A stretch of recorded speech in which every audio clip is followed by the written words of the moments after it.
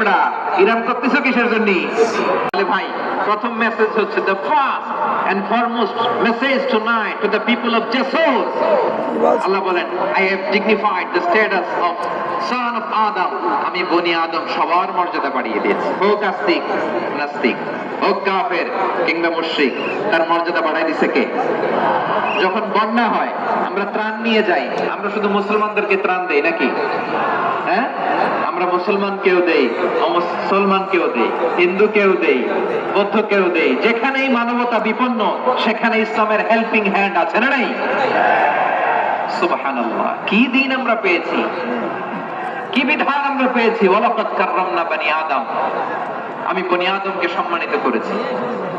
এরপর আল্লাহ বললেন ওয়া হামালনাহুম ফিল বাররি ওয়াল বাহর, মানুষকে স্থলে এবং সমুদ্রে চলাচলের বাহন আমি দিয়েছি।